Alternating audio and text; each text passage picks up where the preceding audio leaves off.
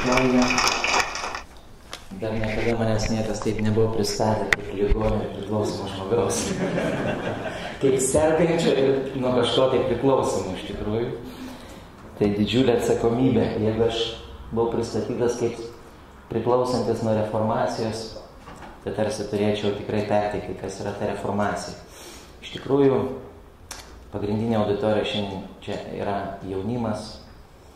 Bet aš manau, jeigu šiemet yra reformacija 500 metų, tai reformacijos kontekste mes visi esame labai jauni, ar ne? Tai yra mes labai toli nuo reformacijos, kuri buvo prieš 500 metų. Ir Lietuva taip pat prisijungė prie valstybių, kurios mini šiemet Europoje šitą istorinį įvykį. Tik klausimas, ar tas įvykis mums gali kažką šiandien pasakyti. Iš istorijos ar galima pasimokyti. Nes kiek rodo visa pati istorija, tiek žmonės atskirai, tiek tautos dažniausiai iš istorijos nesimoko, ar ne? Bet visuomet yra išimčių. Ir šiandien, jeigu čia jūs susirinko, tai turbūt jūs esate tai išimtis, ar ne? Lietuva pastarosiomis savaitėmis ypatingai pradėjo gręžtis į istoriją, kai suradom vasario 16 aktą, ar ne? Tai tarsi vėl bandymas atsižvelgti į tai, kas buvo anksčiau. Taigi reformacijai 500. Kas tai per keiksmažodis, ta reformacija? Kasgi nutiko prieš 500 metų? Ir kogi mes galėtume iš to pasisemti? Ir šiandien aš buvau paprašytas tas abi dalis skirtingai kalbėti. Pirmą dalį skirti Europos reformacijai, kasgi nutiko Europoje prieš 500 metų. Ir antrą dalį skirti tam, kaip tai paveikia Lietuvą. Kaip reformacija reiškėsi Lietuvoje. Turbūt esate ir per radiją, ir per televiziją girdėję tokią reklamą gražią, kai skelbiama, ar esate girdėję. Kai Marijus Žiedas savo gražių balso tembrų sako, kad Lietuva mini visą Europą 500 metų reformacijos sukaktį ir jo tose keliuose sakiniuose yra gražus toksai teiginys, kad reformacija neaplenkė ir Lietuvos. Šita banga palietė ir Lietuvos valstybę, ir Lietuvos visuomenę. Iš tikrųjų, reformacija, čia net neina kalba, kas nuo jos priklausomas ar nepriklausomas, bet krikščionybės istorijoje, tiems visiems, kuriems kažkiek rūpi istorijoje pasaulėžiūros, tikėjimo dalykai, vertybių dalykai, kai gręžiesi į ankstesnę žmonijos istoriją, reformacija yra tas laikmetis, kuris turbūt nepaprastai daug gali paaiškinti apie tai, kokia šiandien yra susiformavusi netgi ta krikščioniška Europa. Mes juk gyvename Europoje, kurioje vyrauja krikščionių tikėjimas, krikščionių religija, krikščionių bažnyčios. Ir reformacija gali atsakyti į daug klausimų. Pradedant jau tuo, kodėl tų bažnyčių tiek daug ir visokiausių ir įvairių, kodėl krikščionybė yra tokia susiskaldžiusi. Ir galbūt kodėl, drįsčiau net tokį klausimą kelt, kodėl vienos šalys šiandien gyvena labai gerai, materialiai netgi. Tarsi vienose šalyse žmonės labiau laimingi, kitose mažiau. Ar jūs sutinkat su tokia mintimi? Tokiais liūdnais veidais visi, ar ne? Mes gyvenam nelaimingoje valstybėje, ar ne? Čia žinokit, fundamentalūs klausimai. Ko reikia žmogaus laimiai? Ar tik materialinių dalykų, ar kažko, ką nešė Martynas Liuteris Vokietijoje, Martynas Mažvydas Lietuvoje ir taip toliau. Prieš porą savaičių klausiau vieną tokią radijo laidą, kur buvo nagrinėjamas klausimas, kur gyvena laimingiausi žmonės žemėje, kokioje valstybėje. Net nepatikėsit, kokia tai valstybė, ar nors vienas galėtumėte pasakyti. Yra gilūs tyrimai padaryti pagal daug kriterijų. Kaip? Danija, ne. Islandija, ne. Norvegija. Na va, jūs kaip ir tipiški lietuviai matuojate viską pagal pinigus, pagal materialinį gerbūvį. O tarptautiniai ekspertai yra paskaičiavę, kad nebejotinai laimingiausia pasaulio valstybė yra Butanas. Kai kurie net nežino tokios valstybės. Ir tenais vietos gyventojai laimę matuoja net 72 kriterijais, nei vienas iš kurių nieko bendro neturi su materialinė gerovė. Taigi, kai pasižiūri plačiau į tą pasaulį ir plačiau į istoriją, matai, kad žmogaus ta laimė susideda kur kas iš daugiau aspektų. Žmogus juk yra siela. turinti protą, kuri gyvena kūne ir turbūt vien tik kūniškų poreikių patenkinimas netneša tos laimės. O reformacija yra tie laikai, kalbam apie tos laikus, buvo tokie laikai, drįsčiau teigti, kad mes gyvenam nebe tokiais laikais, apie kuriuos galim pasakyti, kad tai buvo laikai, kai tikėjimas ne tik buvo, jisai keitė pasaulį. Jisai galėjo keisti žmogų, jisai galėjo keisti visuomenę ir jisai galėjo pakeisti ištisą valstybę. Visais laikais tiek žmonės, tiek visuomenės, tiek valstybės turėjo daug problemų. Ir tos problemos visuomet anksčiau ir vėliau susivesdavo į pasaulėžiūros dalykus. Ir štai reformacija. Pradžioj trumpai suformuluosiu jaunimui, kas yra reformacija. Nors galbūt, man tai žinokit, aš kadangi esu ir mokytojas, man labai knieti visuomet moksleivius klausinėti. Normalūs mokiniai sėdi visuomet priekyje, taip? Visi susisėdote gale. Ruoškite klausimų, ko pretenzingesnių, nes man rūpi, kas jums įdomu. Kas yra reformacija? Kaip jūs mokykloj mokė? Paprastas sakymas. Ir tu būsi gyva. Reforma. Nežinau. Nes aš galiu pasakoti, ką noriu, ne? Kas yra reformacija? Oi, ne. Nežinau. Supratau. Iš seminario šiandien truks 14 valandų. Tai šiandien turėsime daug potėmių išsinagrinėti. Wow, nežinau, net iš kurio kampo dabar tada paimti. Tai krikščionybė gyvuoja nuo 1 amžiaus, ar ne? Nuo Jėzaus Kristaus laikų. Europoje krikščionybė pradėjo plisti taip pat 1, 2, 3 amžiuje ir per 1000 metų paplito po visą Europą. Pirmieji buvo Romos imperijos gyventojai, paskutiniai, kaip visada, lietuviai. Lietuvos didžioji kunigaikštystė 14 amžiaus pabaigoje sulaukė krikščionybės pirmųjų, reiškia, ženklų ir krikščionybė katalikišką įsigalėjo.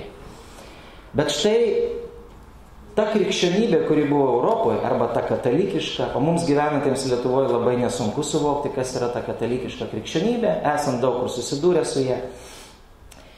Jinai atėjo Europoje 15 amžiuje į didžiulę problemą. Mokslininkai tai įvardina, kad ir viskas, ką šiandien kalbėsiu apie reformaciją, bandykim taip suprasti, kad mes nekalbam prieš katalikų bažnyčią, prieš katalikišką krikščionybę ir pati reformacija nekalbėjo prieš ją. Aš bandysiu šiandien tai rodyti, net remdamasis garsiosiomis Martyno Liuterio tezėmis. Esmė buvo kita, kad visa Europa patyrė tokią sisteminę vertybių ir pasaulėžiūros krizę. Tai yra, buvo bažnyčia, buvo žmonės, kurie patarnavo žmonėms dvasinėse apeigose, tačiau tos pagrindinės tiesos, krikščionybės tiesos, kurios buvo skelbtos kadaise Kristaus, jo mokinių apaštalų ir vėliau nešamos kitų misionierių, per 1000 metų jos kažkur tai dingo. Kažkaip taip yra visoje žmonijos istorijoje, kad tie vertingiausi, fundamentalūs dalykai kažkur tai paskęsta, kažkur tai ištirpsta kaip migloja. Ir visuomet istorijoje atsiranda žmonės, kurie pakyla ir sako, kad reikia tas vertybės sugrąžinti. Visuomet yra tie šaukliai. Kaip Martynas Liuteris, apie kurį šiandien norėsiu pakankamai daug kalbėti, kartą parašė vieną savo laišką draugui, pradėjo laišką tokiais žodžiais. Laiškas buvo labai trumpas. Mielas draugai, laikas tylėti praėjo, metas kalbėti atėjo. Ir tada Martynas Liuteris pradeda daryti tai, ką jis daro. Taigi, reformacija tai buvo dvasinis sąjūdis, krikščioniškas sąjūdis, kuris prasidėjo 1517 metais, dėl to šiemet ir yra tas jubiliejus, 517 spalio 31 dieną Vokietijoje, kai vienas vienuolis Martynas Liuteris paskelbė vieną dokumentą.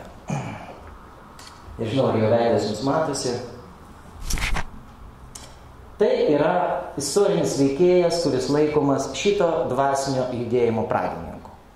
Martynas Liuteris, kuris gimė 15 amžiaus pabaigoje Vokietijoje, asmenybė, žinot, kai grįžėsi į istoriją, visada istorijoje, kaip ir šiuolaikiniai visuomenė, yra žvaigždės. Kiekvienoje srityje yra žvaigždės. Sporto pasaulyje, verslo pasaulyje, mados pasaulyje žvaigždės.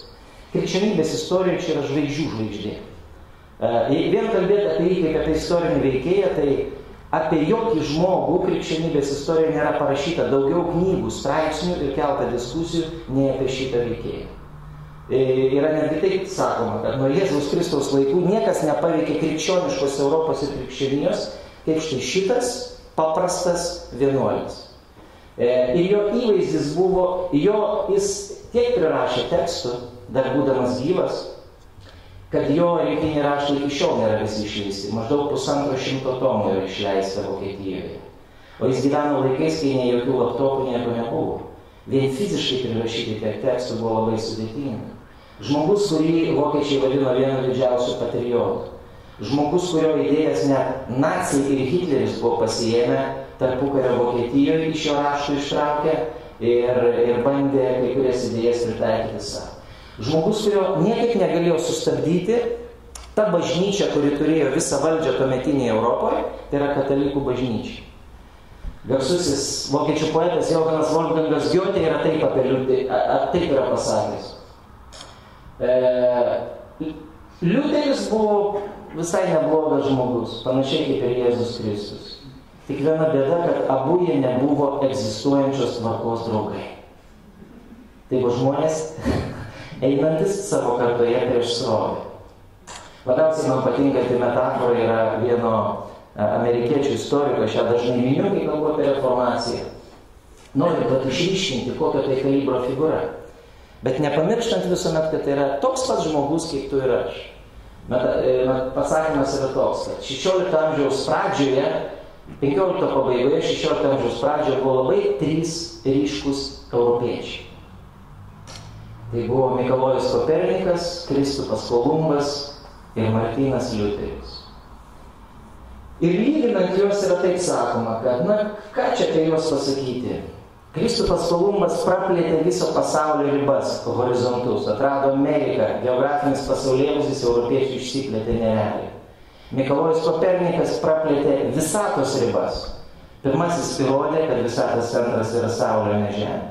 Sako, o Martynas Liuteris visiškai nieko ypatingo nepadarė. Jis tik sulaužė savo kaip vienuolio įžadus. Tik tai tiek. Ir tada tas istorikas rašo, bet tai buvo nepalyginamai didesnis žygdarbis už visus kitus. Net ne šiaip išradimas, žygdarbis. Kodėl jis rašo taip? Nes šitas žmogus visą Europą privertė labai susimastyti apie savo tikėjimą. Pradėti mąstyti apie savo tikėjimą. Tai, ko tu tiki, kokiom vertybėm tu gyveni, nes žmogų per gyvenimą veda jo vertybės, kiekvienas sąmoningai tai suvokia, kitas nesuvokia. Todėl Martyno Liuterio pradėta reformacija iš esmės, visiškai neseniai savo taip suformulavau reformacijos labai paprastą esmę, jeigu vienu sakiniu pasakyti jos reikšmė. Reformacija pradėjo skatinti, raginti labai religingus tradiciškai žmonės, kurie vykdė kažkokias apeigas, pradėjo raginti tokius žmonės pradėti mąstyti. O labai intelektualius, pasikėlusius ir protingus žmonės pradėjo raginti tikėti. Vienus žmonės pradėjo vesti prie tikėjimo, kitus pradėjo vesti prie sąmoningo tikėjimo, apmąstyti, koks yra tavo tikėjimas. Ir viskas prasidėjo labai nuo mažo. Žinot, kaip šventajame rašte parašyta, kad Dievo karalystė prasideda nuo garstyčios grūdo. Kažkokie tai galingi dalykai žemėje visuomet prasideda labai mažame taške. Ir Martynas Liuteris, jo gyvenimas yra tikrai ne išimtis, kuri būtent tai ir patvirtina. Supraskim, kad tai yra asmenybė, kuri buvo vertinama labai įvairiai. Šiais 2017 metais ir net Vatikanas, net Romos popiežius ir tas suformulavo, kad reikia paminėti, prisiminti reformacijos 500 metų reiškia sukaktį.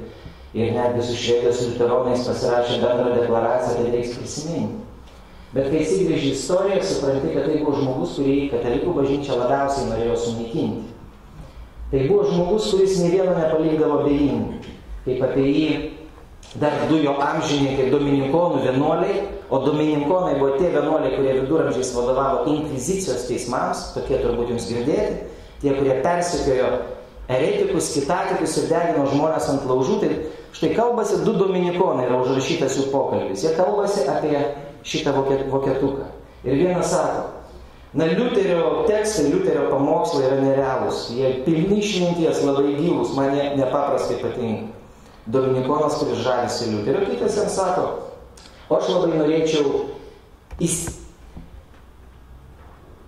įsikasti savo lūpomis į Liuterio gerklę, prakasti jam gerklę ir tada visiškai švaria širdim ir švaria sąžinę galėčiau priimti šventą komuniją, ostei savo kruvinom lūpom. Tai va tokie diametraliai priešingi labai Liuterio vertinimai. Iš vis istorijoje visuomet tokios ryškios asmenybės jos neturi vien tik, turi labai daug fanų, bet ir turi labai daug priešų, labai didžiulę opoziciją. Ir Liuteris buvo būtent toksai. Nuo kogi viskas prasidėjo? O viskas prasidėjo nuo, na, galbūt reiktų dar porą žodžių pasakyti vis tik tais, kaip išaugo šitas žmogus. Šiaip nežinau, kartais galima labai daug suprasti, studijuojant, mokantis tik tais šitų garsių istorinių veikėjų vien asmeninius gyvenimus, vien vaikystės. Bet vieną bendrą bruožą, kurį aš pastebiu visų reformatorių gyvenime, visi, kurie kažką galingo padarė savo tautose ir valstybėse, jie visi turėjo vieną bendrą bruožą, kurios aš žiauriai pasigendu šiuolaikiniame Lietuvos jaunime, kurio daug sutinku kiekvieną dieną. Kaip galvojat, koks tas bruožas? Na, jūs labai tylus, jau prislėgti esate. Tuoj bus reformacija. Tai idealizmas? Idealizmas, ir jūs galvojate, tai blogas bruožas. Aš manau, tas bruožas kaip tik skatina pokyčių siekti. O aš klausiu, koks labai blogas bruožas daugelį jaunų galvų apėmęs yra? Maištas. Kas? Maištas. Maištas. Apie reformaciją kalbėsim kaip apie gerą maištą. Jūs turbūt negalite pasakyti to bruožo, nes jums tas bruožas yra tiesiog nebūdingas. Įtariu. Tai, kad visi šitie didieji, jie tapo tokiais įvairių aplinkybių vedini, bet visi turi bendrą bruožą. Jie paklaikusiai, sergančiai, ligoniškai, nerealiai visi norėjo mokytis. Tai buvo žmonės, kurie norėjo mokslo keliais. Istorijoje jokio dvasinio judėjimo rimto nepradėjo žmogus ir nepadarė įtakos savo šalies visuomeniai, kuris nebuvo mokslingas būtent jaunose dienose, kuris savo laisvą laiką skyrė buvimui su knyga. O visos kitos išorinės aplinkybės buvo dažną kartą labai prastos. Pavyzdžiui, Liuteris gimė miestiečių šeimoje ir buvo auklėjimas labai griežtai. Turėjo nerealiai griežtus tėvus. Jeigu Martyno Liuterio šeimą perkelti šiuolaikinę Lietuvą, tai jo tėvai į kalėjimą būtų pasodinti, ypač turint omeny paskutinį Lietuvą išleistą įstatymą, kai tėvai negali prie vaiko prisiliesti ne pirštu, negali fiziškai bausti, negalima mušti vaikų. Tai istoriniuose šaltiniuose net yra žinoma, kad vieną kartą mama, net ne tėtis, o mama primušė Martyną Liuterį. Už tai, kad jisai virtuvėje iš indaujos nuvelbė kelis riešutus neatsiklausęs. Tokioje epochoje gyvena, jau nekalbant apie mokyklą, kurioje jisai mokėsi. Jeigu žinotumėt, kokioje mokykloje jis mokėsi, tai savo mokyklą pradėtumėt garbinti, kokia jinai bloga bebūtų. Liuteris į gyvenimo pabaigą apie savo mokyklą užrašė taip. Parapinė mokykla, kurią jis lankė dar būdamas paauglys. Mokykla priminė labiau pragarą nei skaistyklą. Nors vėliau jis ir skaistykla netikėjo. Nes mokytojai su mumis mokykloje elgėsi blogiau, nei kalėjimuose prižiūrėtojai elgėsi su kaliniais. Tai Liuteris augo štai tokioje, nerealioje aplinkoje. Neturėjo jokios laisvo pasirinkimo laisvės Liuteris. Tėvai jam buvo nulėmę likimą. Bet žinot, žmogus žemėje vaikšto ne vienas, jisai vaikšto po dangumi, po Dievu. Ir tėvai, kaip benuspręstų tavo likimą, tas likimas gali kitaip susiklostyti. Ir Martynas Liuteris išsiųstas studijuoti į Erfurto universitetą. Kol kas tai yra tiesiog jaunas miestietis, kuriam tėvai prognozuoja labai prakilnų kelią. Jo tėvas nori, kad Liuteris taptų gydytoju arba teisininku. Ir Liuteris išvažiuoja studijuoti į Erfurto universitetą. Nieko bendro su religija neturi. Tik su tėvais nueidavo į mišias sekmadieniais ir taip toliau. Ir jau baiginėdamas Erfurto universitetą, jisai vienos vasaros atostogų metu grįžinėjo pas tėvus. Prieš tai buvo patyręs universitete tokią, sakykime, krizę arba sukrėtimą, kai žuvo jo kambariokas, jo studijų draugas. Ir jam bevažiuojant su bričkele, su arkliuku pas tėvus, buvo audra, lietus, žaibas trenkė priešais arklį, perskėlė ąžuolą prie medžių. Ir Martynas Liuteris iššoko, ant kelio, krito ant kelio savo agonijoje, nežinojo net ko šauktis, nežino net kaip į Dievą kreiptis. Vienintelis, ką jisai suriko, tai, ką prisiminė iš mišių, kurias lankydavo su tėvais. Šventoji Ona, gelbėk mane. Tai va, svarbu teisingo vardo šauktis, ypač prieš egzaminus, ar ne? Ir tada jisai grįžta pas tėvus namo ir štai čia jo kelias ir pasisuka. Kur aš link vedu savo mintį? Vedu mintį į tai, kad tai yra tipiškas paprastas žmogus, toks kaip tu. Liuteris, šitie didieji, kuo pasižymėjo, ir šiandien dar ne vieną figūrą mes aptarnėsim ir lietuvius, kas dar jiems visiems labai būdinga. Tai yra savo tapatybės suvokimas, kad tu nesi žvaigždė, tu nesi kietas, tu esi paprastas, mirtingas žmogus.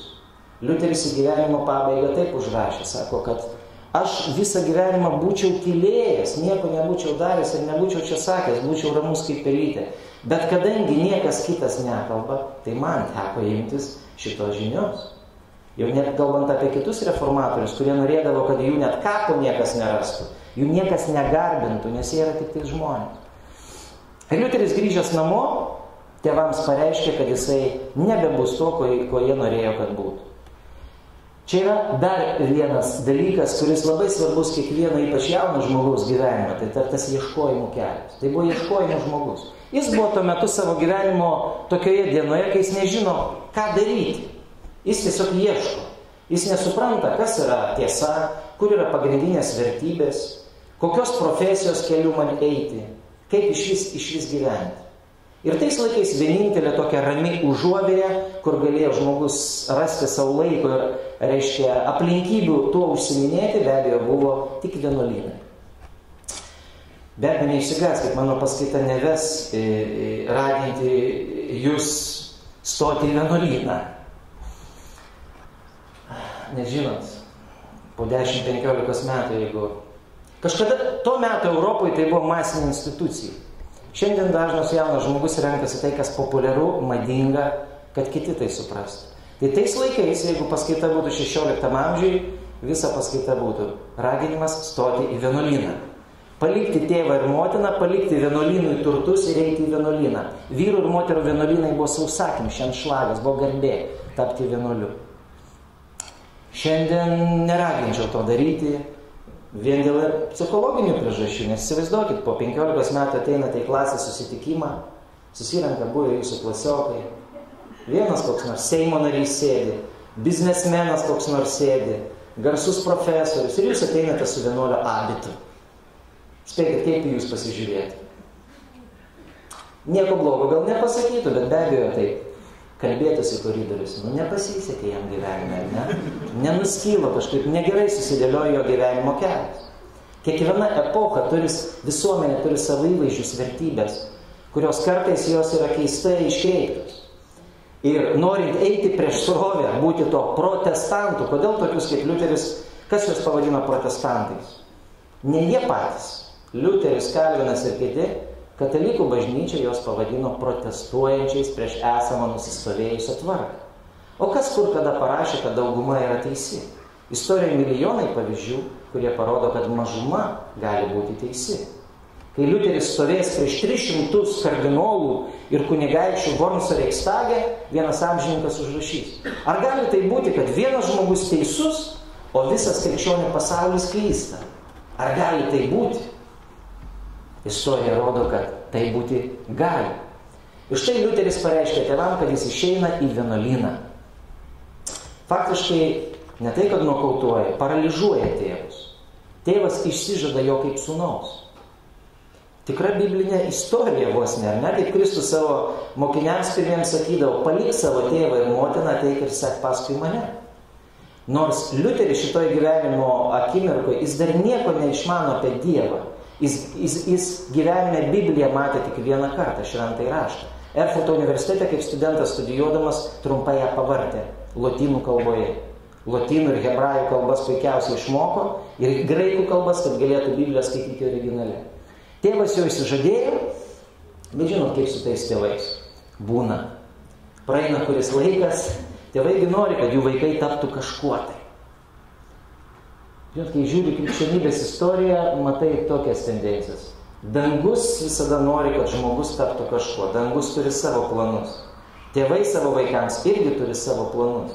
Kai tie planai susikerta, būna konfliktai. O jeigu tie planai sutampa, ir vėliau, kai Liuteris jau taps dvasininku, kunigu, kas buvo garbė tais laikais, tada tėvas su draugais ant žirgų atjos, susitaikė su savo sūnum ir sudalyvaus pirmose savo sūnaus vedamose mišiose. Nes jam tai buvo jau lygis, sūnus kažkuo tai tapo. Bet Liuteris pats ėjo šito keliu. Tėvai jo nepalaikė einant šito keliu. Ir Liuteris ne tik pasirinko vienuolyną, jis pasirinko patį asketiškiausią, niūriausią vienuolyną, kur buvo daugiausiai suvaržymų. Taip vadinama Augustijonų vienuolyną. Lietuvoje tokių vienuolynų nėra, Vokietijoje, Prancūzijoje, Italijoje buvo pilna. Ir grįžta į Erfurto vienuolyną. Ir kuo ten pasižymi? Amžininkai vienuoliai rašo apie Martyną, jaunąjį Martyną, kad jisai dienų dienas leidžia, spėkite kur? Kur? Vienuolyno bibliotekoje. Jis dienų dienas neišeina iš vienuolyno skriptoriume. Jis nuolat prie tekstų. Jisai ieško. Jisai nežino, ko jis taps. Jisai yra ieškantis žmogus. Ir šiandien jau mokslininkų įrodyta, kad tas virsmas, tas lūžis jame, pradedant suvokti, kokia yra krikščioniška Europa, kaip nutolo jinai nuo tų vertybių, kurias skelbė Kristus prieš 1500 metų, jisai pamatė tose tekstuose. Be abejo, pirmiausiai šventajame rašte. Toliau jisai pervažiavo gyventi į Wittenbergo miestelį, į kitą vienuolyną. Vienuoliai kaip kareiviai kariuomenė buvo siunčiami ten, kur juos vadovybė pasiunčia. Ir Vokietijoje maždaug apie 100 km nuo Berlyno yra toks Wittenbergo miestelis, kuriame, jeigu kurti istorinius filmus, nereiktų jokių dekoracijų. Visas miestelis yra istorinis, su visais istoriniais pastatais. Miestelis, kuris ir laikomas ta reformacijos širdimi arba širdimi ta vieta, to reformacijos Betliejumi, kur viskas prasidėjo. Miestas valda, kuri priklausė vienam žmogui, oligarchui. Taip įsivaizduotume, yra oligarchas, kaip, koks, nežinau, tų laikų MG Baltic, reiškia vadovas, kuris turi ištisą miestą. Jam priklauso miestas, visi pastatai ir visi žmonės, kurie tenai gyvena. Buvo toksai Saksonijos kunigaikštis Friedrichas Išmintingasis. Ir Liuteris pateko tame mieste į vienuolyną ir jame mokėsi toliau, tarnavo, mokė mokytojų parapiniai mokyklėliai, bet kadangi buvo nepaprastai jau išsilavinęs, o tas kunigaikštis įsteigė Wittenberge, įkūrė universitetą, naują iškėpė ką tik universitetą, Liuteris buvo pakviestas dėstyti, profesoriauti tame universitete. Taigi maždaug 1510-12 metai, 5 metai iki reformacijos, Liuteris pradeda darbuotis Wittenberge. Pamokslauja, veda mišias, dėsto teologiją. Ir tas sprogimas, ir tai buvo labai geras sprogimas. Žinot, sprogimų yra daug. Ir mūsų laikais ištisai girdime apie sprogimus. Ir vakar Stokholme, ar ne? Daugybė įvairiausių sprogimų buvo. Kai kam galvos sprogsta, kai kam kūnai susprogsta. Liuteriui matomai susprogo širdis, nes Liuteris vėliau viename iš savo tekstų rašo, kad jam besėdint skriptoriume ir beskaitant Naujajame testamente, apaštalo Pauliaus laišką romiečiams, jam visas pasaulis apsivertė. Jis rašo, kad pasijautė tarsi įeinantis pro naujus vartus, kad tarsi šviesa iš dangaus ją apšvietė. Na, tie, kurie tyrinėja krikščionybę, įvardina tai kaip, tikrą žmogaus atsivertimą. Vienas iš dalykų, ką atneš reformacija į Europą, tai yra suvokimą, kad žmogaus tu negali kaip sportininko legionieriaus paimti komandą arba kareivių į kariuomenę. Žmogaus tapimas krikščionimi tai nėra per kūdikio krikštą. Tai nėra per tradiciją, kad tave tėvai atvedė iš bažnyčių. Ta diena kiekvieno žmogaus gyvenime yra vis kitokia, bet jinai arba nutinka, arba niekada nenutinka. Tai yra vidinis žmogaus atsivertimas, kai žmogus pats patiki pagrindiniam krikščionybės tiesom, kurios surašytos Biblijoje. Ir kai Liuteris tai patyrė,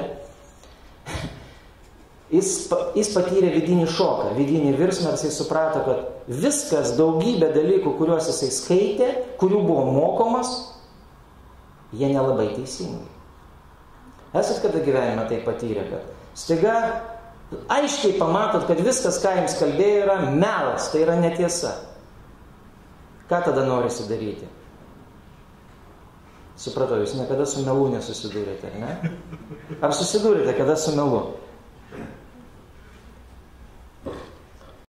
Pirmą kartą toks jausmas buvo po sausio 13 nakties, kai mes buvom su draugais prie bokšto, prie Seimo, ir kai viską matai savo akimis ir staiga įsijungi kitą dieną Sovietų Sąjungos televiziją, kanalą ir žiūri tą programą Vrėmė, laikas, taip vadinasi, informacinė laida.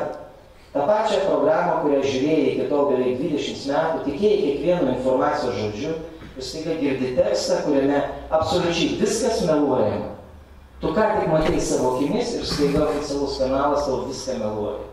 Ir tada staiga supranti, kad daugelį gyvenimo sričių turbūt gali taip nutikti. Ir ką daro Liuteris? Matot, vieni žmonės, kurie susiduria su melu, jie tiesiog nusisuka nuo melo, o kiti žmonės, ir tokių būna mažuma, jie nusprendžia pradėti kalbėti viešai, kad tai melas, ir pabandyti kovoti su tuo. Ir va čia ir prasideda reformacija. 1517 metais spalio 31 dieną Liuteris, naglas vaikinas buvo, įžūlus, žinokit, vaikinas buvo,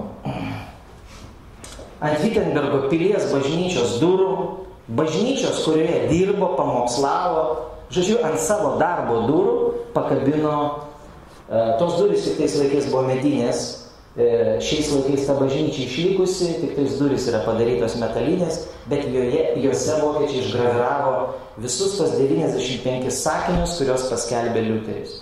Ir Liuteris paskelbė savo garsiąsias 95 tezes. Pakabina popierių. Ką reiškia tokio popieriaus pakabinimas? Ką reiškia, kai profesorius iškabina savo tiesiog mintis? Tais laikais tai tiesiog reiškia paprastą dalyką, kad jis kviečia ateiti į vakarėlį, padiskutuoti, pasikalbėti. Visus 95 sakinius jis užrašė apie vieną temą. Apie vadinamasias indulgencijas. Girdėtas toks keiksmažodis jaunimui? Ką? Ir ką jisai reiškia?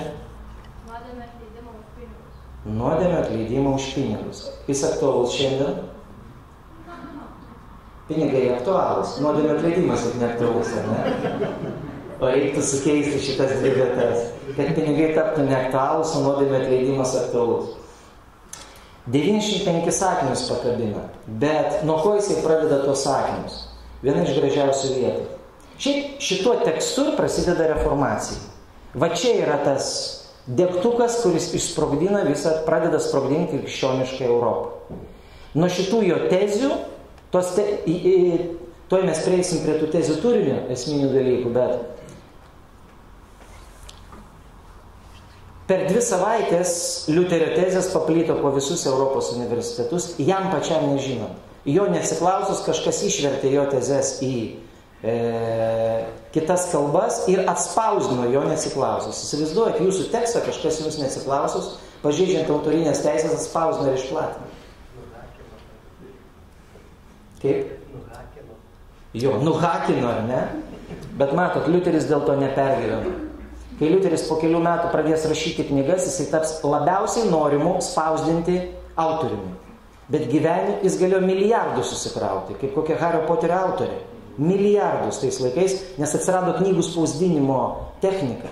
Gyvenime Liuteris nei už vieną savo tekstą nepaėmęs nei vieno honoraro. Mato, tai buvo toks ligonis. Tai yra, istorija yra tokie žmonės, kurie jie iššoka iš žmogaus pavydalo. Kai juos vidiniai kažkokie dalykai stumia, jie tiesiog eina tų vertybių vedinį, jie mato kitą tikslą.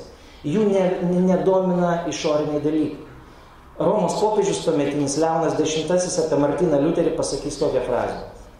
Didžiausia šito žmogaus problema yra ta, kad jam jokio įspūdžio nedaro pinigai. Kokia baisi problema, ne? Jeigu jam darytų įspūdį pinigai, su juo būtų galima greitai susitarti. Ir štai Liuteris paskelbė 95 sakinius. Kaip jis gražiai jos pradeda? Jie pradeda gi reformaciją. Katalikų bažnyčia šimtmečius rašė, kad Liuteris sugriovė krikščionišką Europą, pasipriešino esminėms katalikybės tiesoms ir taip toliau. Tai tarsi tie sakiniai visi griaunantis yra. Taigi, mano klausimas, ar reformacija griovė, ar reformacija kūrė? Reformacija nėra revoliucija, kuri griauna. Reformacija nuo lotiniško žodžio reformare, tai yra pertvarkyti, apsivalyti. Galima į Liuterį žiūrėti labai paprastai, tai buvo vienas iš tokių rimtesnių krikščionybės istorijų valytojų, kuris gerai dirba. Kai valytojas dirba gerai, labai malonu būti tokioje aplinkoje, ar ne? Visuomenė gali pradėti kažką kurti naujo. Liuterio tezių pratarmėje jisai užrašė savo motyvą, kodėl jis pakabino tos sakinius. Iš meilės tiesai ir noro ją išsiaiškinti. Liuteris nesako, aš viską žinau, kaip turi būti. Jis tik nori pasakyti, aš galvoju apie šitos dalykus taip, o ką jūs galvojate? Ateikit pasikalbėsim. Ieškokim tiesos kartu visi drauge. Iš meilės tiesai ir noro ją išsiaiškinti. Nei vieno blogo žodžio apie popiežių. Nei vieno. Niekada nebuvau taip žiūrėjęs, nors jau 20 metų skaitau tas Liuterio tezes. Vakar pasižiūrėjau visas 95 tezes. Keliose vietose minimas popiežius. Net 23 vietose minimas popiežius. Nei vienoje vietoje apie jį neatsiliepiam blogai. Jis dar neina prieš Romos popiežystę. Jisai kviečia bažnyčią ideologą, eilinis krikščionis, eilinis kareivis, krikščionybės vienuolis, sako bažnyčios hierarchams, kažkas yra netvarkoje, kažkoks vėžys bažnyčiai, pradėkime aiškinti. Ir tose tezėse jisai ir dėsto reformacijos vieną iš pagrindinių tiesų, kad tai, kas turėtų rūpėti labiausiai kiekvienam tikinčiam ir krikščioniui, nuodėmių atleidimas, jis ateina ne tokiu būdu, kaip bažnyčia iki šiol mokė. Aišku, šiuolaikiniam žmogui apie tai kalbėti yra išvis kažkoks kosmosas.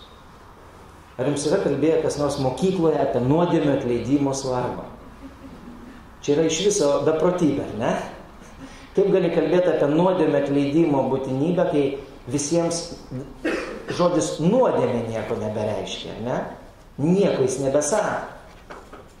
Bet visa krikščioniškoji Europa, ir aš pabandysiu atvesti šiandien prie minties, nusisukimas nuo šito esminio klausimo turbūt ir sukūrė, kad šiandieninė tokia visuomenė yra, kuri jau ne tik nebeatskiria vertybių, kas yra gera bloga, jau žmogaus lyčių nebeatskiria ir daugybės dalykų nebeatskiria. Ir sako, kad tai gali būti, tai gali būti. Ir štai Martynas Liuteris paskelbė šitas tezes, pakviečia į seminarą, jisai, tipo, ateikite pasikalbėsim. Aš esu šiandien keliasdešimt kartų laimingesnis už Liuterį, nes jūsų šiandien tiek daug, į jo seminarą atėjo 0 žmonių. Kaip jis galėjo jaustis?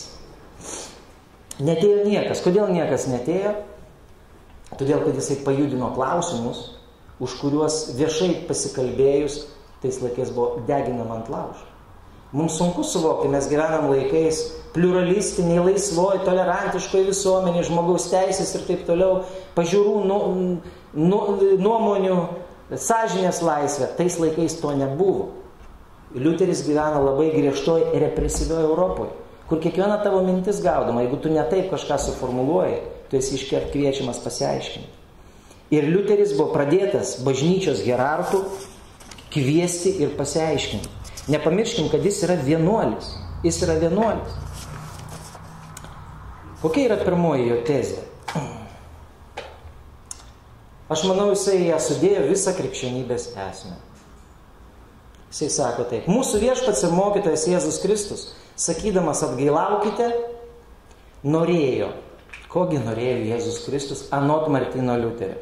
Norėjo, kad visas tikinčiųjų gyvenimas būtų atgaila. Toks senovinis nuvalkiotas žodis atgaila, gal kaip ir nuodėmė, tai yra atsiprašymas. Liuteris tarsi transliuoja žinią.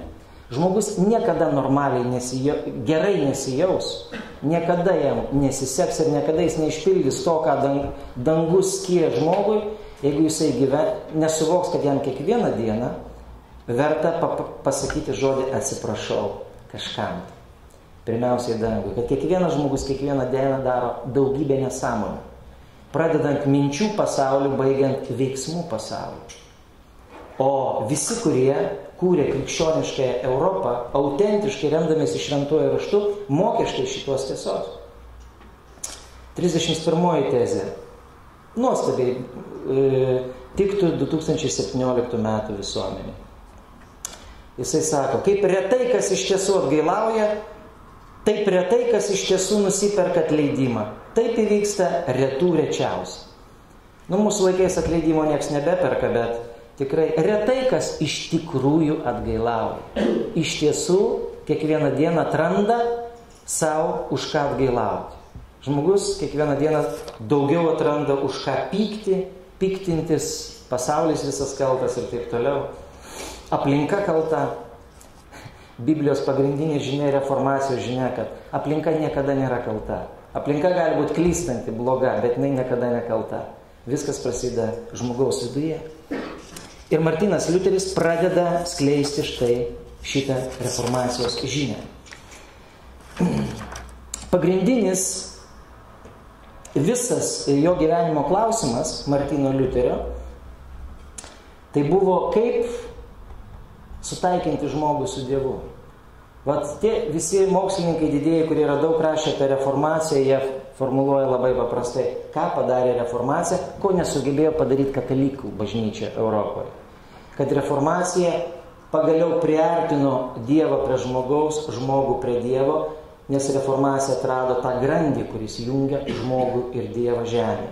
Ir ta grandis yra šventasis raštas arba Biblija.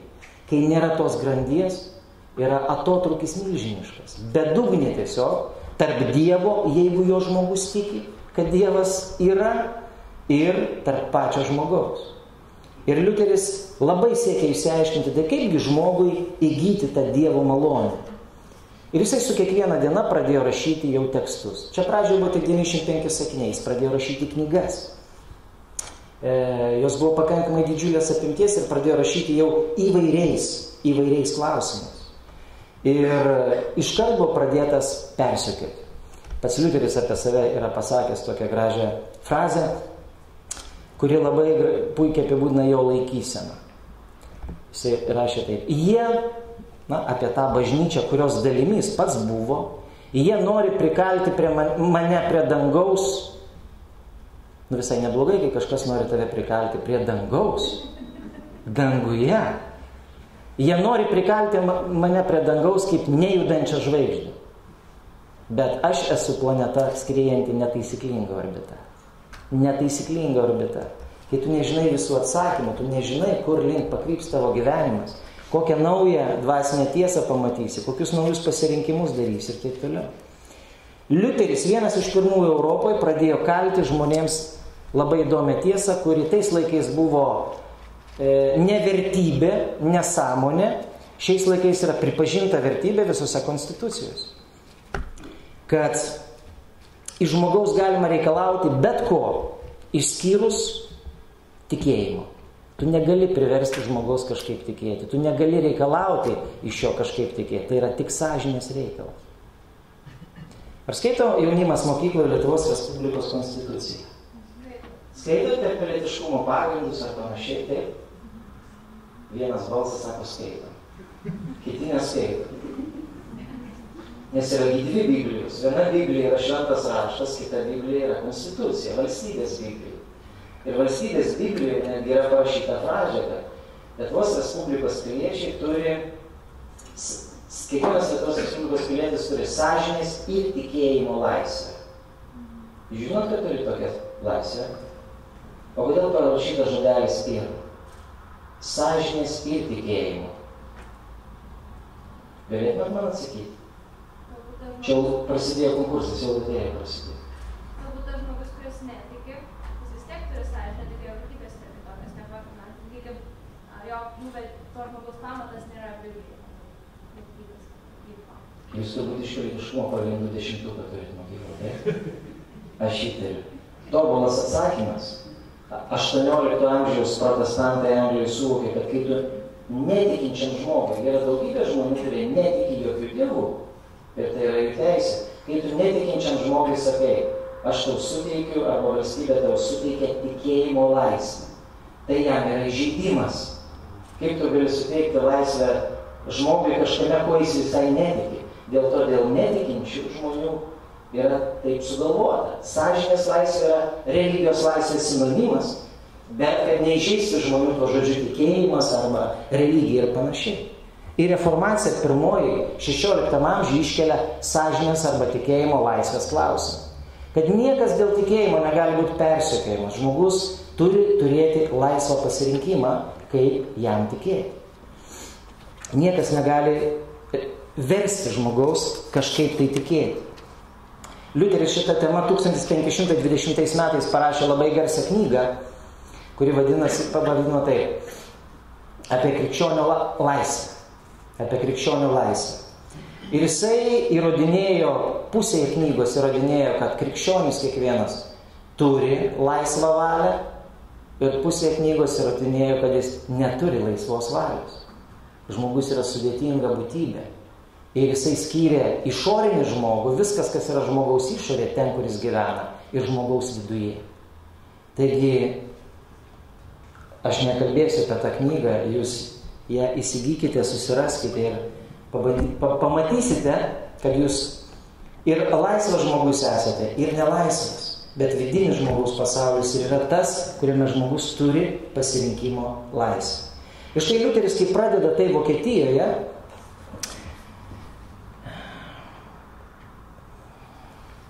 ar jums įdomu tai, ką aš šlepu, ar ne? Nes iš Vokietijos mums teks į Europą persikelti. Tai vat 3 metai, nuo 517 iki 20 viskas vyksta tik Vokietijoje, Wittenbergo miestelis ir kitose miestuose. Ir 520 metais Romos popiežius, pamatęs, kad su Martynu Liuteriu nebeįmanoma susitarti, jisai atskiria Liuterį nuo bažnyčios, paskelbė eretikų. O tais laikais atskirti nuo bažnyčios, tai reiškia, kad tu netenki jokių teisių. O Liuteris iki tol buvo vienuolis. Ir popiežius labai įdomiai surašė tą dokumentą, kuriuo atskyrė Liuterį nuo visuomenės. Popiežių dokumentai tais laikais vadinosi bulėmis, šiandien vadinasi enciklikomis. Pradėjo dokumentą taip. Laukinė kiaulė įsisuko į viešpaties vynuogyną. Kas ta laukinė kiaulė? Martynas Liuteris. Kas tas viešpaties vynuogynas? Bažnyčia, pagal Biblijos metaforą. Ir toliau išvardinta visa prakeikimų galerija, kaip Liuteris yra prakeikiamas. Ir Liuteris kaip sureagavo į tą atskyrimą jo nuo bažnyčios. Čia suprasit, kalbam apie lūžinį įvykį, kai pats reformacijos pradininkas, reformacijos tėvas, kuris iki paskutinės minutės nesiruošė kurti jokių evangelikų, jokių protestantų. Liuteris neturėjo net tokių idėjų ir planų. Jis norėjo apvalyti tą bažnyčią, kurioje apskritai pats gyveno, kad jinai normalias tiesas pamokslavo. Bet kai jį patį pasiuntė, suprantate, tai tada jisai atskirtas ir pats atsiskyrė ir pradėjo siekti realizuoti krikščionybę tai, kaip jisai supranta, savo gyvenamoj erdvėje. Ir kaip jis sureaguoja popiežiaus atskirimas, jis surenka visus savo universiteto studentus. Tai buvo šiek tiek kitoks universitetas, Wittenbergo universiteto pastatas yra išlikęs. Ir universiteto kieme su studentais sukrauna tokį didžiulį laužą. Tai nebuvo joninių laužas, tai buvo knygų laužas. Sudeda daug katalikiškų knygų, ant viršaus uždeda popiežiaus raštą ir jį viešai sudegina. Taip kaip manifestuodamas, tarsi parodydamas savo poziciją, kad jis ir pats atsiskiria nuo tokios bažnyčios, kurios vadovams nerūpi patys tikintieji ir žmonės, nerūpi tiesos paieškos, jos visiškai nerūpi. Ir po metų jis yra iškviečiamas į paskutinį pasiaiškinimą. Ir čia yra vienas istorinis paveikslas, tikras, autentiškas, tapytas vieno vokiečių dailininko, iškviečiamas į Wormso miestą, kuriame pats Vokietijos imperatorius su 300 kunigaikščių, nes Vokietija buvo susiskaldžiusi daug kunigaikštyšių, iškviečia šitą vienuolį pasiaiškinti dėl savo idėjų ir priversti jį įsižadėti savo idėjų. Ir Liuteris nuvažiuoja tą Wormso Reichstagą, galvodamas, kad jam bus leidžiama kalbėti. Jis taip norėjo kalbėti. Kai žmogus dega kažkokiom idėjom, jisai nori kalbėti. O tenais salėje buvo pastatytas staliukas, ant staliuko sukrautos knygos, ir tai nebuvo loterijos prizai, tai buvo Liuterio jau išleistos knygos, ir buvo paklausta, ar tai jo rašytos knygos. Jis atsakė, kad taip. Ir tada iš jo buvo reikalaujama pasakyti vieno žodžio, revoko, atsižada visko. Visko išsižada. Ir va čia Liuterio gyvenimas pakrypo netikėtą linkme. Liuteris atsakė, sutinku įsižadėti visko. Su viena sąlyga. Visuomet reikia kelti gyvenime sąlygas. Savo mokytojams kelkite sąlygas. Su viena sąlyga. Jeigu jūs švento rašto pagrindu, Biblijos pagrindu įrodysit, kad aš kalbu netiesą, kad klystu, visko išsižadėsiu, pats sudeginsiu šitas knygas. Bet salėje neatsirado per 3 dienas nei vieno, kuris sugebėtų jam įrodyti. Tai va Liuteris pridūrė, bet jeigu nesugebėsite įtikinti manęs visi, tai aš neįsižadėsiu, nes negaliu eiti prieš savo sąžinę. Ir tada jis pasakė tokį, man asmeniškai vieną iš labiausiai sprogdinančių tezių, kokią esu girdėjęs apskritai krikščionybės istoriją iš kokio veikėjo lūpų. Sako, nes eiti prieš savo sąžinę yra 2 dalykai. Pirma, labai neprotinga ir kvaila, o antra, labai pavojinga. Pavojingas žmogaus kelias, kai jisai daro, renkasi gyvenime, kirsdamasis su tuo, kas yra jo viduje, su savo sąžinė. Ir įvyksta Liuterio pagrobimas Wormso Reichstage. Liuteris būtų buvęs sudegintas arba nužudytas ir reformacija galbūt nebūtų išsiplėtusi. Bet žinot, istorikai, mokslininkai sako, negalima sakyti, kas būtų buvę jeigu. Buvo taip, kaip buvo. Ir vienas vokiečių kunigaikštis, va tas, kuris ir turėjo Wittenbergo miestelį, jisai jį išgelbėjo, pagrobė. Pats Liuteris pradžioje galvojo, kad yra priešų pagrobtas. Po 2 dienų jis suvokė, kad jį išgelbėjo jo kunigaikštis ir paslėpė 1,5 metų beveik tokia įspūdingoj Wartburgo pilyje, kuri Vokietijoje yra išlikusi. Ir Martynas Liuteris čia sėdėjo ir pradėjo daryti dar vieną didžiulį reformacijos darbą, kuris bus daromas kiekvienoje Europos valstybėje. Broliai, seserys, imkit mane ir skaitykit, ir tada skaitydami permanykit. Iš kokios tai knygos? Iš Mažvydo katekizmo. Ką padaro reformacija visose šalyse? Mikalojus Rėjus Lenkijoje, Hansas Taunsendas Danijoje, koks Meno Simonė Niderlanduose, Džonas Knoxas Škotijoje, Viljamas Tindėlas Anglijoje, Jonas Bretkūnas Lietuvoje, Martynas Liuteris Vokietijoje, pradeda versti knygą, pradeda versti į tautinės arba gimtasias kalbas. Atsiranda knygos gimtosiomis kalbomis, žmonės lotynų kalbos nesuprato. Būtų faina, jeigu turėtume laiko mašiną ir visą jaunimą galėtume perkelti bent pusdieniui į kokią nors tų laikų mokyklą. Vat, kad pasidėtume 6 pamokas. Sėdite 6 pamokose ir klausote dalykus, mokotės dalykus kalba, kurios nesuprantate. Fantastiniai mokymosi rezultatai. Ir tai ne viskas. Kai jūs kviečiami atsakinėti ir jeigu jūs nesugebate atsakinėti, mokytojas išsitraukia normalią lazdą ir jūs mokotės toliau. Sveiki atvykę į krikščionišką Europą. Ir Liuteris pradeda versti Naująjį testamentą, paskui Senąjį testamentą, Bibliją į vokiečių kalbą, kuri kažkur turėjau turiu. Liuteriui gyvam esant, jo Biblijos vertimas sulaukė 430 leidimų. 430 leidimų. visi jį pradėjo beprotiškai spausdinti, ne tik jo Bibliją, bet ir jo knygas. Ir reformacija pradėjo plisti. Vokietija susiskaldė.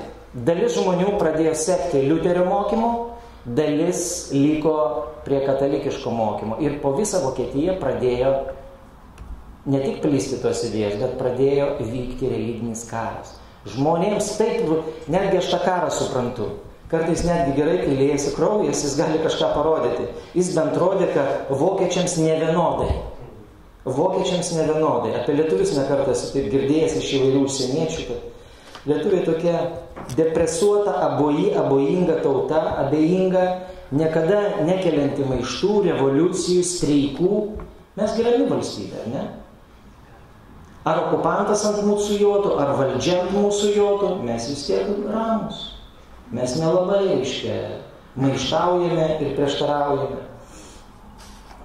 Kažkada vežiojau po Vilnių vieną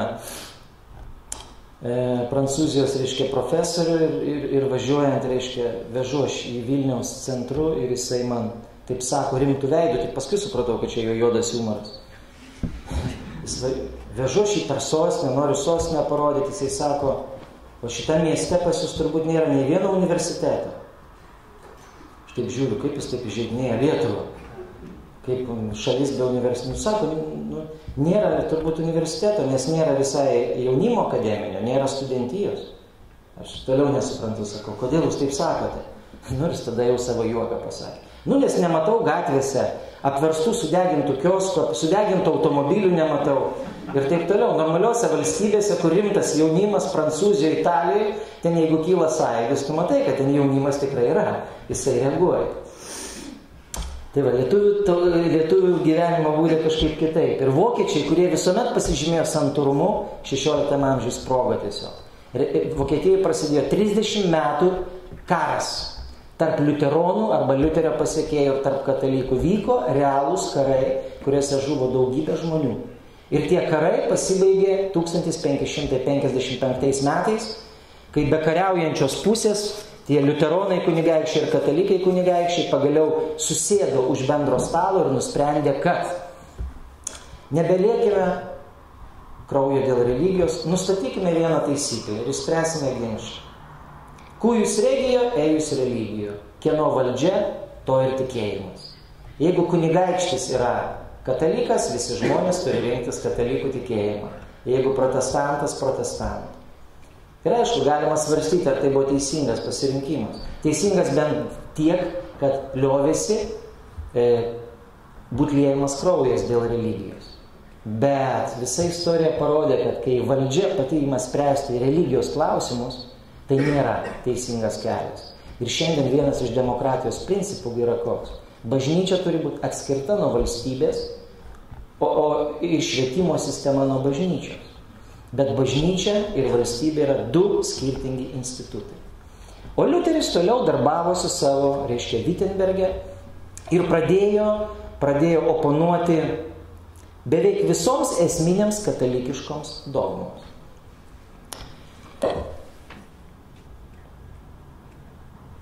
Autentiškas Luko Kranacho, o Lukas Kranachas vienas iš Renesanso garsių dailininkų Vokietijai, kurio namas buvo šalia Liuterio namo. Kaiminystėje buvo ir Lukas Kranachas yra nutapęs štai Wittenberge, Liuteris iš sakyklos ant Bonos pamokslauja. Kągi jisai pamokslauja? Nukryžiuotasis. Kokiosgi yra esminės reformacijos tiesos arba žinia?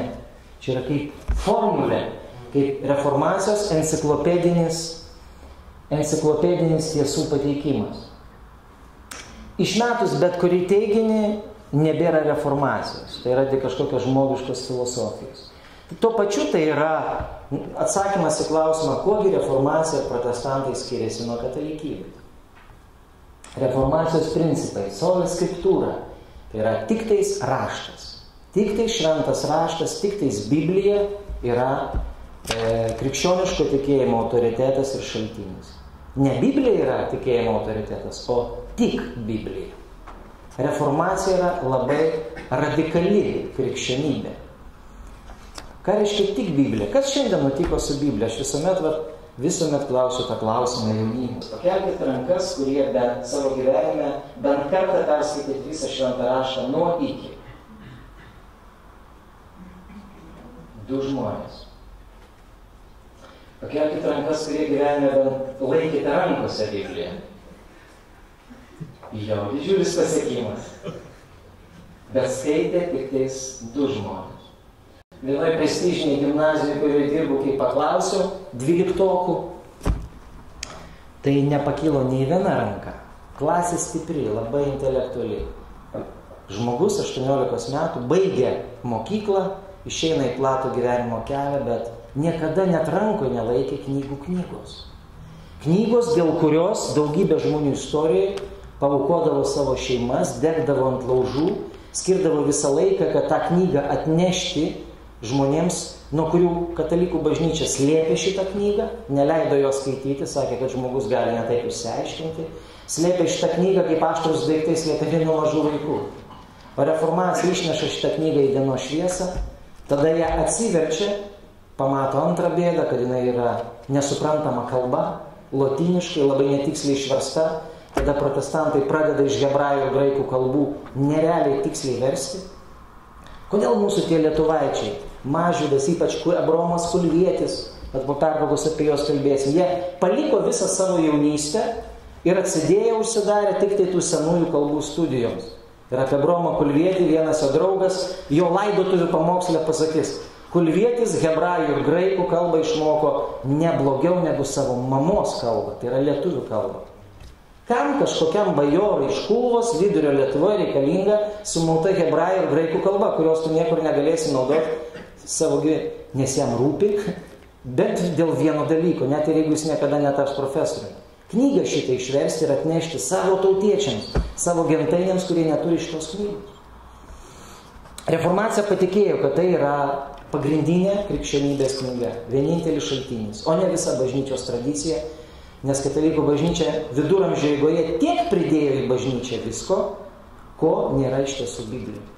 Ir reformacija atsispyrė nuo šito taško. Tik raštas. Apie viską galime kalbėti tik remdamėsi šventuoju raštu. Jeigu nesirėmėm Bibliją, toliau kalba negali vykti. Sola gracija. Tik iš malonės. Dažnam šiuolaikiniam žmogui žodis malonė iš vis yra nesuprantamas, gal tik primena kokias pasakas, kai karalius malonę kažkokią teikia, ar ne? Aš taip klausiu, ar jūsų mokytojai jums mokykloje yra maloningi? Keistai nuskambėtų toks klausimas. Ar jūsų tėvai jums yra maloningi? Ar likimas jums maloningas? Tada aukščiau pasižiūrim, ar dangus tau maloningas? Tai visi tie, kurie istorijoje visuomet buvo tie praktikuojantis, tikintis krikščionis, nežinot, jeigu tu savo viduje nesi patikėjęs tomis vertybėmis, tai geriau iš vis tada nebūti jokių tradicinių krikščionių. Nes tai nieko nekeičia gyvenime. Bet krikščionis visuomet tikėjo, kad kiekvienam žmogui žemėje reikalinga dangaus malonė, dangaus palankumas. Ne horoskopų palankumas, bet dangaus palankumas. Ir kad Dievas kiekvienam žmogui nori duoti malonę, tik žmogus patiki tą malonę, susitinka tą malonę arba ne. Ir kad žmogus niekaip savo sielos pats išgelbėti negali, kiek gerų darbų bedaryti. Reformacija ir teigia, kad tik per Dievo malonę žmogus gali pažinti jo valią. Sola fide, tik tikėjimas, tik per tikėjimą. Katalikų bažnyčia 1500 metų mokė labai daug tikėjimo tiesų skelbė. Kuo reikia tikėti? Ir šiandien skelbiama labai daug tiesų, kuo reikia tikėti. Ir labai daug vardų yra katalikų bažnyčiai, kuriais reikia tikėti, kuriems melstis. O reformacija pasakė, tik tikėjimas, koks tikėjimas? Tik Kristumi. Užtenka patikėti tik tais tuo, kuris atpirko visas žmonių nuodėmes prieš 2000 metų. Skamba galbūt religiškai, bet labai fundamentaliai. Ir pačioj Biblijoje yra pasakyta, kad jeigu tu šitos fundamentalios tiesos nepriimi ir netiki, tada iš karto knygą mesk į laužą. Visos kitos tiesos nieko nereiškia. Nuo šito viskas prasideda. Solus Kristus, tik Kristus. Čia reformacija taps didžiausias katalikybės priešininkais, nes katalikų bažnyčia krikščionišką Europą pavertė šventųjų fabrikų. Aš savo Vilniaus gimnazistų klausiu, nes mūsų mokykla prie Gedimino prospekto ir va čia neseniai buvo Kaziuko mūgė Vilniuje ir sakau, ar žinote Kaziuko mūgės prasmę? Esat kada buvę kas nors Vilniaus Kaziuko mūgėje? Nu, bet esate, tokia girdėję esate. Ir jūs turbūt gal Šiauliuose turit kažkokias miesto šventes, ar ne? Tai pagrindinė miesto gatvė prisistato daug visokių amatininkų palapinių, dirbtuvėlių ir taip toliau. Nu ir jie tada pasako, kad kokia mūgė, bet istorinės prasmės tos mūgės nežino. Nu ir aš per tą prasmę tada suprantu. Kaziuko mūgė, nuostabi diena, pakalbėti jiems apie krikščionybę. Pasirodo kas? 17 amžiuje Vilniaus miestiečiai pradėjo rengti tokias mūges Šventojo Kazimiero garbei. Katalikiškoji Lietuva tarp daugelio šventųjų turi Šventąjį Kazimierą, kuriam yra pagrindinė labai graži barokinė koplyčia Vilniaus katedroje, su jo relikvijom, palaikais ir taip toliau ir taip toliau. Tai Vilniaus miestiečiai 17 amžiuje norėdami pagerbti Šventąjį Kazimierą, jo garbei pradėjo rengti tas miesto mūges. Šventasis Kazimieras. Ir tokių šventųjų iš tiesų yra labai daug. Žinot, bažnyčia yra tiek visokių šventųjų prikūrusi, reformacija labai paprastai atmetė visus šventuosius. Nes Biblija niekur nekalba, kad mirtingas žmogus po mirties galėtų būti paskelbtas kažkokiu ypatingu, kuriam gali melstis. Netgi vakar, kada čia Delfi ar kur straipsnis skaičiuoja apie motiną Teresę. Skaitė dėl kas nors? Irgi viena iš, reiškia, šventųjų pasaulyje, labai garsi figūra, Nobelio premijos laureatė ir taip toliau, bet jau žurnalistai kelia klausimą. Neaišku, ar jinai buvo šventoji, ar viena iš šikščiausių moterų žemės istorijoje, labai godi ir taip toliau. Žmonių nedera skelbti, daryti šventaisiais. Reformacija lengvai atrado Biblijoje pagrindinę tiesą, kad tik tais Kristus. Ką reiškia ir paskutinis. Soli Deo glorija. Vienam Dievui garbė. Tik tais vieną Dievą gali garbinti. Kai tu pradedi garbinti kitus vardus, tai veda nebejotinai stabmeldystę. O tai buvo pagrindiniai reformacijos principai, kurių laikėsi visos reformacijos rovės įvairiose Europos šalyse. Kad nusipiešti, susidaryti vaizdą, kodėl šiandien visa Europa mini reformacijos 500 metų jubiliejų. Pavyzdžiui, reformacijos tėvynėje Vokietijoje kanclerė Angela Merkel, jos iniciatyva Vokietija skyrė net 42 milijonus eurų reformacijos vien tik paminėjimui Vokietijoje. Tai kiek jie tai vertina? Visa Europa buvo geltonos spalvos, katalikiška iki Liuterio. Liuteris čia kažkur Wittenberge, Vokietijoje pradėjo savo veiklą. Ir kitose Europos šalyse pradėjo atsirasti reformatoriai. Žanas Kalvinas ir Ulrichas Zwingli Šveicarijoje. Anglijos karalius Henrikas VIII Anglijoje atskyrė visą savo šalį nuo Romos katalikybės ir sukūrė naują krikščionių bažnyčią, irgi protestantišką, sugalvojo pats jai pavadinimą Eklezija Anglikana, Anglikonų bažnyčia. Žiūrėkim, pusė Europos atsisakė katalikiško raidos kelio. Visa Vokietija, visa Šiaurės Europa, Suomija, Švedija, Danija, Norvegija, Anglija, Škotija, Šveicarija, Lenkijos, Lietuvos valstybė, matote, užbrukšniuota. Ką tai turėtų reikšti? Labai įdomioje valstybėje gyveno. Šalyje, kurioje buvo viena iš stipriausių reformacijų, bet dėl tam tikrų priežasčių ta reformacija čia neišsilaikė ir pralaimėjo.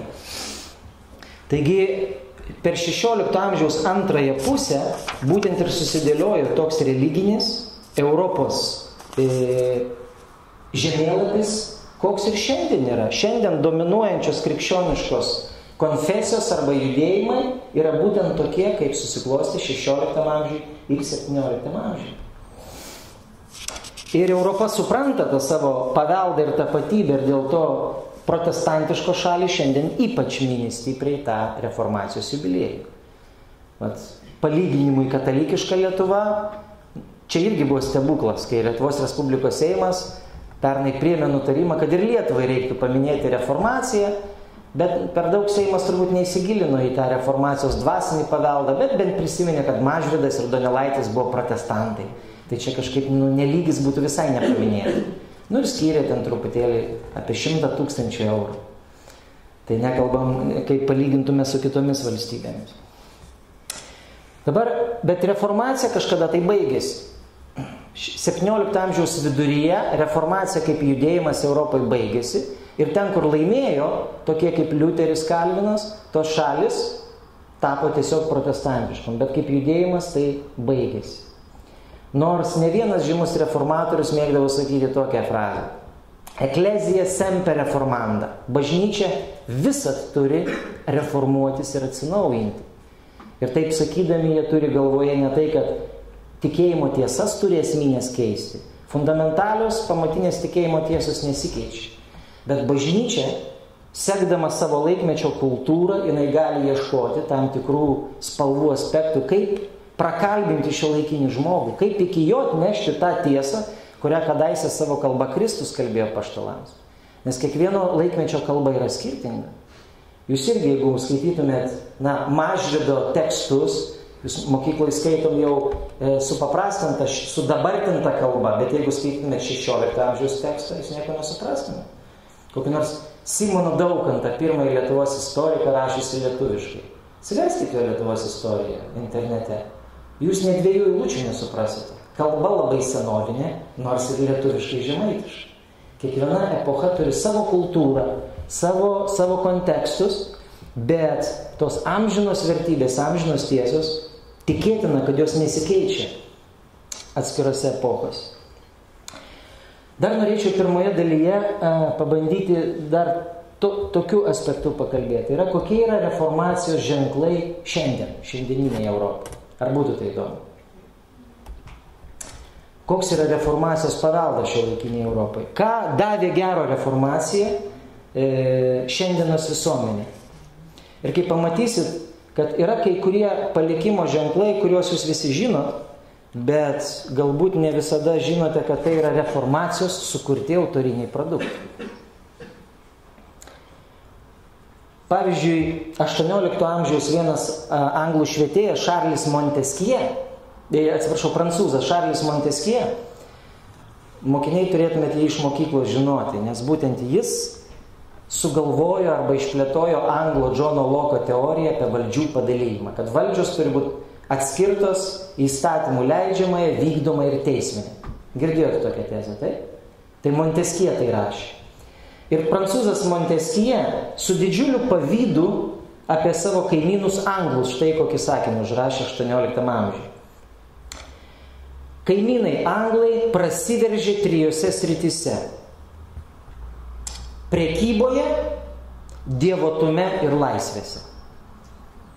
Prancūzas, garsus švietėjas, žiūri kaimyninę Angliją, 18 amžius jau reformacija seniai praėjusi. Ir jis mato rezultatą, kas nutiko, o jis gyvena katalikiškai Prancūzijoje, kuri liko geltona, o Anglija nuėjo protestantizmo keliu.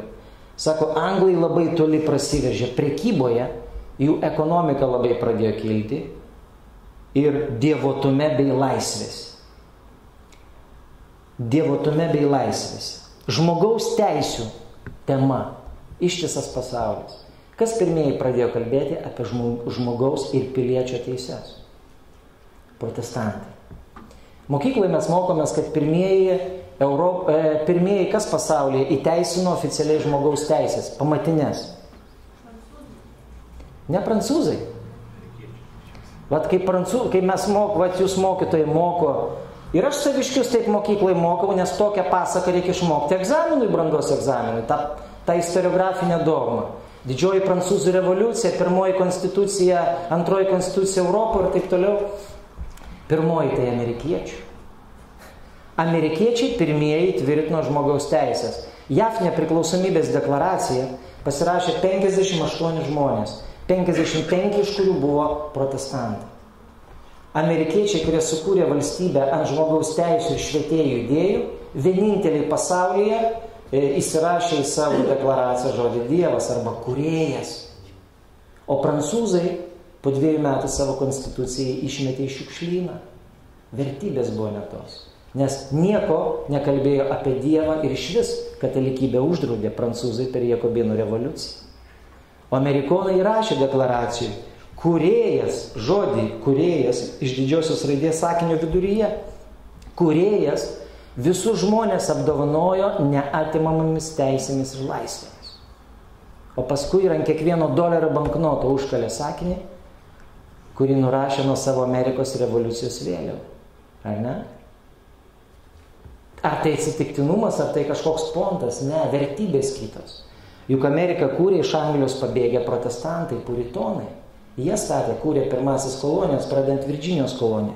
Žmogaus teisų plėtra. Jie suformulavo, anglai ir amerikiečiai, kad žmogus turi prigimtinės teisės ir jų negali suteikti valstybė. Tos teisės duotos iš anksčiau, žmogus jau gimsta su tokiamis teisėmis. Demokratija. Kas išplėtojo demokratiją? Kieno įtakoje demokratija kaip sistema ir vertybė pradėjo plisti? Patį žodį demokratija sugalvojo dar antikoje graikai, bet jų demokratija buvo keista, buvo skirta tik tais daliai žmonių, tik vyrams ir tik Atėnų miesto vyrams. 4-5 tūkstančiai graikų. Protestantai Didžiojoje Britanijoje pirmas atvejis Europoje, o Jungtinėse valstijose pirmas atvejis už Atlanto, pradėjo kalbėti apie demokratiją plačiaja prasme. Pacituosiu vieną iš Amerikos nepriklausomybės tėvų, labai aršus protestantas Benjaminas Franklinas. Sakyčiau, toks vienas iš amerikietiškų liuterių. Jisai rašo taip. Aš nežinau, jeigu šitą sakinį išgirstų Lietuvos politikai, tai 99% jų turėtų palikti Seimą kaip neįgalus, kaip politiškai impotentai ir negalintis pakeisti visuomenės. Franklino tezė. Demokratija veikia tik tada, trumpai stabtelsiu, tai vadinasi, demokratija gali būti ir neveikti. Aš kaip istorikas žiūriu, vienas mūsų istorikas Vilniuje bandė tokią analizę daryti. Lietuva kada demokratiją kūrė pirmą kartą? Tarp pirmo ir antro pasaulinio karo, turėjom tą Lietuvą, ne? Vasario 16 Lietuvą. Tuo aktu dabar džiaugiamės ir taip toliau, bet ten turėjom tik tais 22 metų laikotarpį. Tragiškai jisai baigėsi. Nesukūrėme savo demokratijos. Jinai nusigrybavo ir nugravitavo į baisę autoritarinę diktatūrą, iki tokio lygio, kad 40 metais, kai ateina sovietų valdžia, ne vienas žmogus, ne vieno šūvio neiššauna už savo valstybę. Ir dabar 27 metai praėjo nuo nepriklausomybės paskelbimo, nuo kovo 11 ir vyksta tolesnė lietuvių visuomenės evakuacija iš Lietuvos, ar ne? Ir sunku net lyginti šitos abu laikotarpius, jie kol kas, drįstu teikti, abu labai nevykėliški. Visuomenė, kuri nesugeba sukurti, atrasti būdų, sukurti savo viešąjį gerovį. Franklinas, prisikėlęs iš numirusių, pasakytų taip: demokratija veikia tik tada, kai visuomenė yra pirma sąmoninga, antra išsilavinusi ir trečia, ir jis tai užrašė didžiosiom raidėm, morali arba dievota.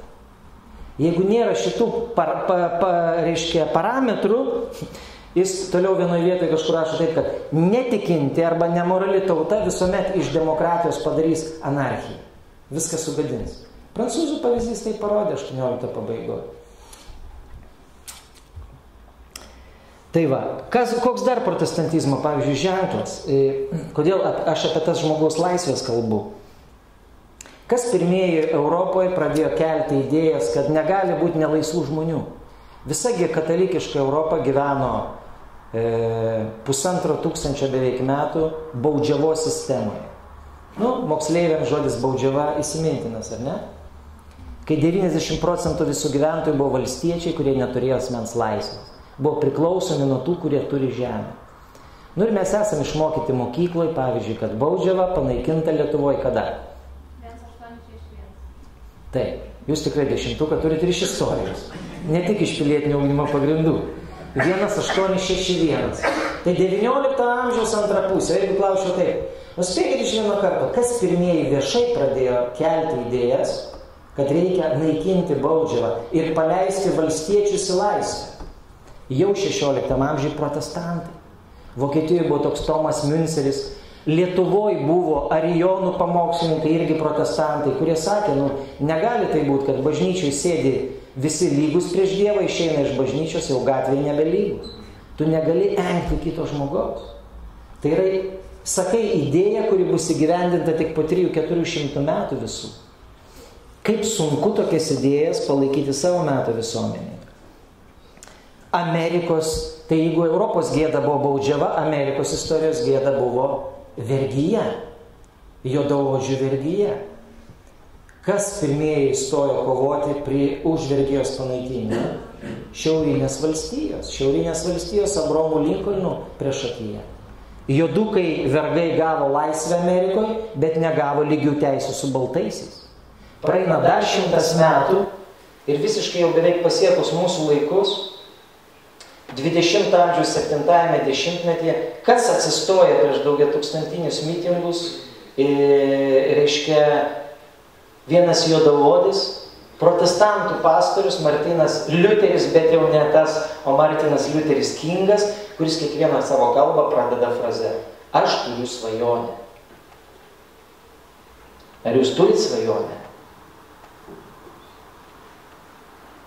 Čia retorinis klausimas, neskubėkit atsakyti. Nereikia turėti svajonių dėl visos valstybės. Ar savo gyvenime bent turit svajonę? Jis sakydavo, aš turiu svajonę. Tada suformuluodavo, kas tas jo svajonė. Kad Amerika vieną dieną sulauks dienos, kai žmonės nebebus skirstomi pagal odos spalvą. Lygios teisės bus, nebebus segregacijų.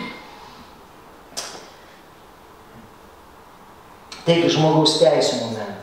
Dar vienas dalykas, kurį atnešė labai stipriai reformacija į pasaulį, tai yra teisinės valstybės idėja. Girdėta frazė teisinė valstybė. Koks šiandien Lietuvos valstybės tikslas? Kur Lietuva eina? Kaip jūs galvojate? Čia rimtai formuoja?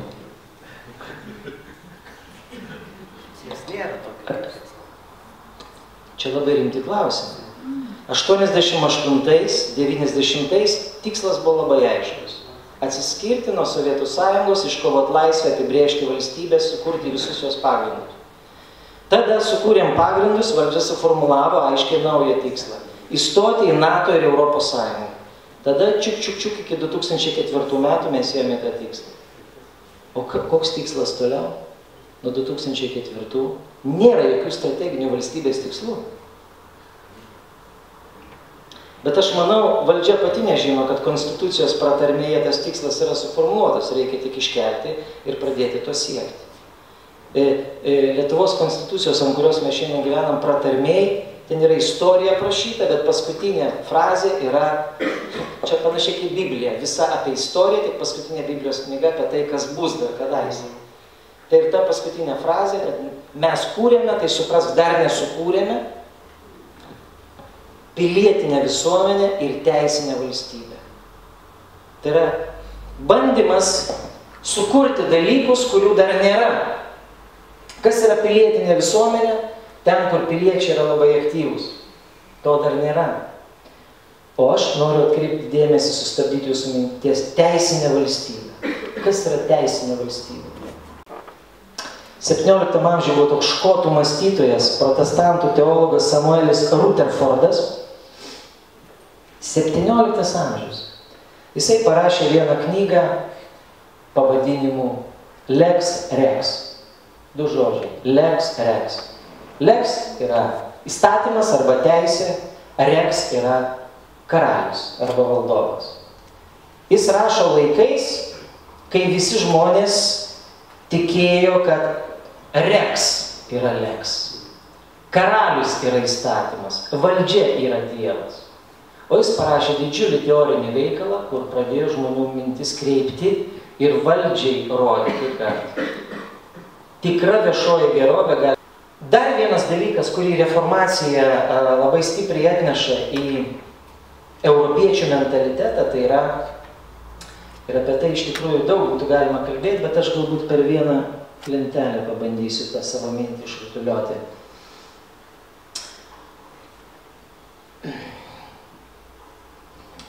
kažkiek skaičiai matosi?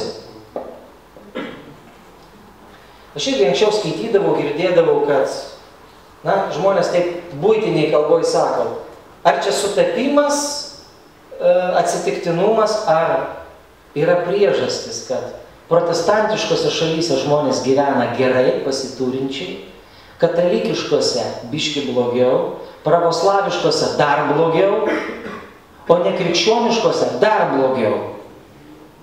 Ir štai vienas amerikiečių antropologas prieš porą metų miręs, Lawrence'as Harrisonas, jisai darė daugelį metų tyrimus.